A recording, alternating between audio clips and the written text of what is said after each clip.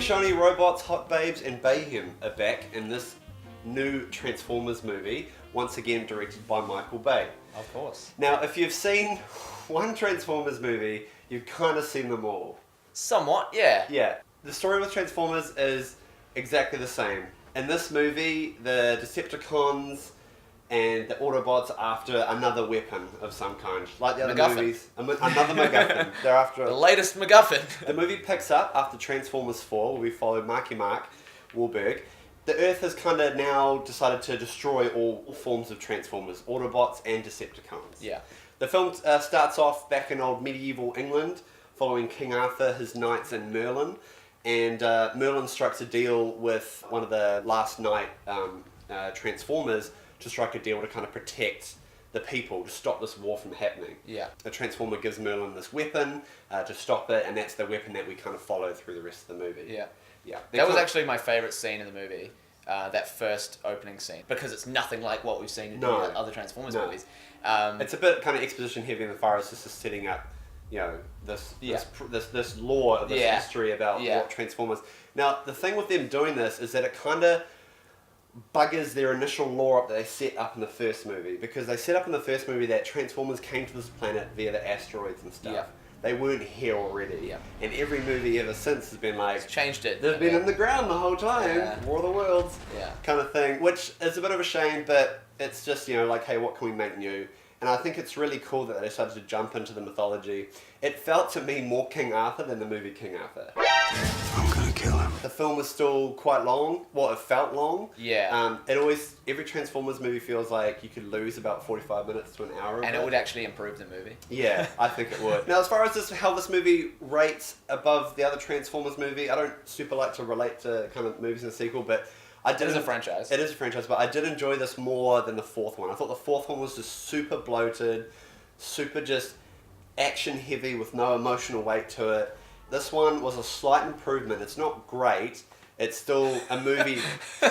Go see this movie, guys. Yeah. It's not great. It's not great, but it's like if you're gonna go see a Transformers movie, you almost know what you're going to see. Make it the first one. Yeah, so just make it the first one. So listen, I was wondering if I could ride you home. Give you a ride home. I thought the start of the movie, like the old school England stuff, was great. Yeah, that was something new, something we hadn't seen. As soon as done. As soon as we cut to the present day, the film just lost it completely to me. The editing was so over the place. I couldn't figure out what was going on. I don't know whether it was like they were trying to juggle this crazy plot, and they were introducing these totally unnecessary characters. Yeah, kids and shit. It didn't need to be there. I actually quite liked the characters of the children. At the start, like after the medieval scene, there's this scene of these, I think it's 4 kids. Yeah, and I was like, oh, this is going to be a movie where kids are the main characters. This is going to be cool. We're going to follow these kids, and there's going to be about kids and Transformers, because that's what the movies are for. It just goes, after that, those kids aren't in the movie for the rest of it, and it's all back to Mark Wahlberg. And it would have been cool, back to Marky Mark and stuff, and the Funky Bunch. The first third was just all over the place, and I was really I wasn't upset, but I was just sitting there going, God damn it. But I have to admit, we got to the halfway point where we finally get into England. We meet Sir Anthony Hopkins' character, who's really good. I really liked him. I think it was funny. I thought he was good. Like, he was a good actor, but his character was very one-dimensional. You could tell Anthony Hopkins is having so much fun with it, because he knows he's walking his way to the bank. Very happy with that movie. Yeah. And as soon as we got to that part of the movie where we got to hear about the mythology, we got to hear about the history. So much exposition. It was kind of cool, and I dug it. And then from that point on, I felt like the movie had more of a decent narrative. Like, it was more of a journey. It was almost like a mix of National Treasure and Angels and Demons, kind of like Da Vinci Code. And also The Abyss. The film is still clogged with so much action, which is great, but there's just no emotional weight attached to any of these action scenes at all. Not at all. And it's just... And it's cool. Look, Michael Bay, he knows, that dude knows how to shoot some action. He's always moving the camera, which is super cool. And he's always putting stuff in the foreground and the background.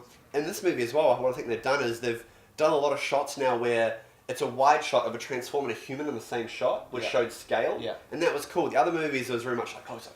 Here they kind of actually see the scale of it. Yeah, and they're huge. Like, it's very cool to see. So I think he's taken a few notes of like his critics, and he's trying to incorporate a bit of the stuff. I mean, still, like, again, the film's not great. Has he? It's not the film, but he's trying to learn 5 movies in. I think he still hasn't got it, but he's getting there. I reckon that he's got to the point where he's like, it doesn't matter what the story is, people will go watch these movies. They want to see Transformers fighting, they want to see a few jokes thrown in there, and it doesn't matter what the plot is, like, people will still go watch it, and that's why I feel like it's gotten to this point where plot is like a distant second in priority to making a film that looks cool. We want one long take of this like robot just messing people up. Let's do it.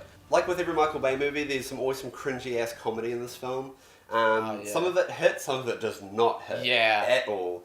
So with this movie, Michael Big's character has a bit of a love interest, and usually Michael Bay movies, when they introduce a female character, it's like low angle, up the skirt, as she walks out of the car in slow motion, or just like following behind her, showing her bum and stuff. She was a bit classier in this They have her doing polo.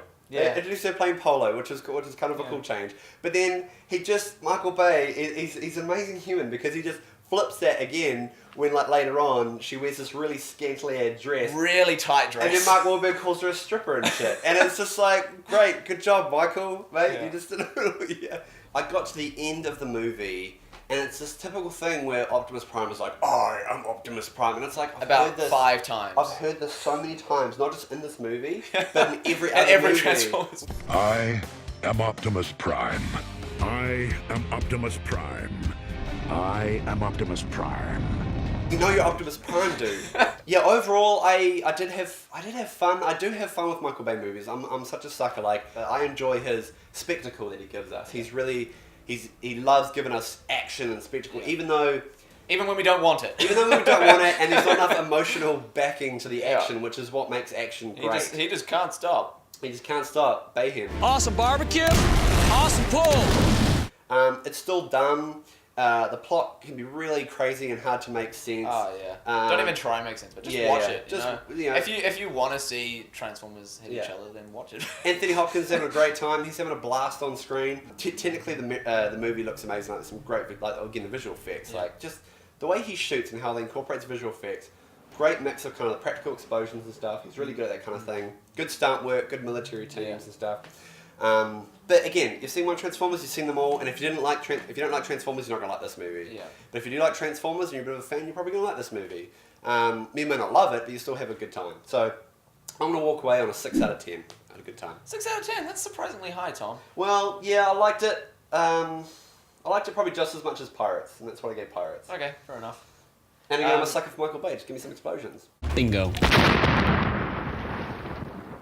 I'm going to preface my score by saying that Transformers 1 is probably my favourite movie ever. The first Transformers movie is so much fun. It's just a blast, and it actually has characters that you care for. You start to care for Bumblebee, he's this new character, and the other movies just never did that for me. It felt like Transformers 5 was a Transformers movie made for 7-year-old Asperger's kids who liked the 4th Transformers movie.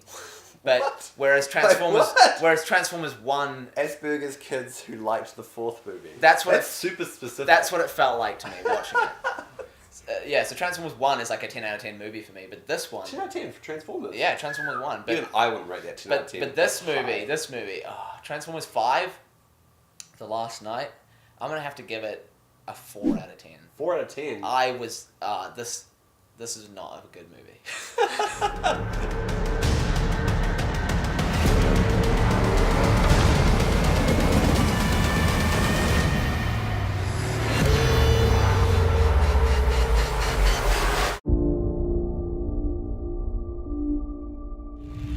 Guys, if you like Bayhem, you like explosions, you like good-looking ladies, you like silly jokes that land only half the time, you're going to have a great time with Transformers. Yes, I gave it a 6 out of 10, but I like explosions, I like Transformers, and I like some Michael Bay movies.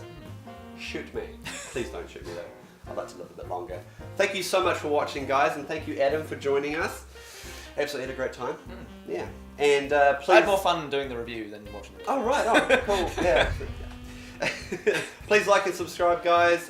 Please tell us what you thought. We really appreciate your feedback. Check out a new review coming out. We've got Spider-Man's the next one. And check out some of our top 5s we've got going on as well. Please do. Alright, bye-bye.